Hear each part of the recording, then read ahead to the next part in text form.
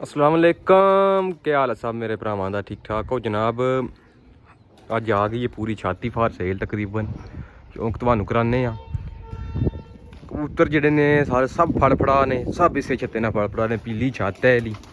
तुहानू जेह्ड़ा शौक कराने आ इक तुहानू शौक करान लिया, यकीन मन्नो कबूतर बहुत चंगे ने, इन्हां दा शौक तुहानू इक बारी क्लियरली कराने आ जनाब। कबूतर जेह्ड़े ने इंतहाई चंगे कबूतर आ गए ने, इंतहाई चंगे जिन्होंने आखी ने टेडी कबूतर ने।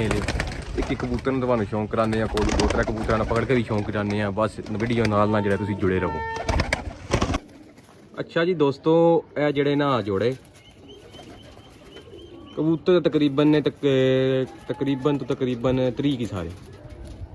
पहला एक जोड़े, ये जेह्ड़ा बेशक तुसीं जेह्ड़ा ना कबूतर है जोड़ दिन्ने आ, यह मादी इस नाल लगी। ये बेशक जेह्ड़ा तुसीं जोड़ियां च पाओ उड़ाओ, अपनी मर्जी है।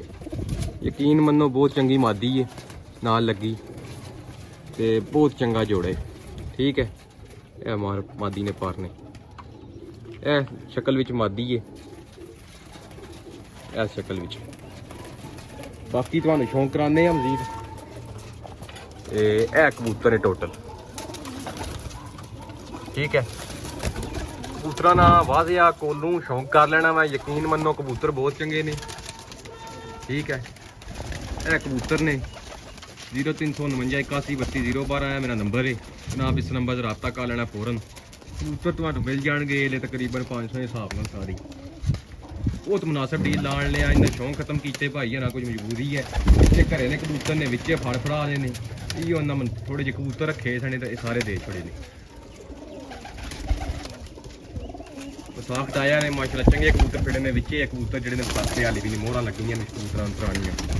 30 सारे कबूतर ने जनाब, कुछ पकड़े 2-4 पकड़े ने, क्या कबूतर पीले रंगा का पकड़े या नहीं। उस तो बाद जड़ा वै बच्चा एक पकड़े या नहीं, बच्चा है क्या बच्चा पकड़े या नहीं। बाकी शौक कर लो माशा, लाजमी आखना कबूतर बहुत चंगे लैक आया थोड़ा भरा ना, जेड़े कबूतर चंगे ने। ठीक है, क्यों करी जाओ। ओके भाई जान, सानू दिओ इजाजत। जेड़े मेरे वीर नहीं समझ विच आवन रब्ता कर लेना मैं। बाकी जेड़ा चैनल नू फॉलो करो, लाइक करो, शेयर करो जनाब। Okay, thank you sir.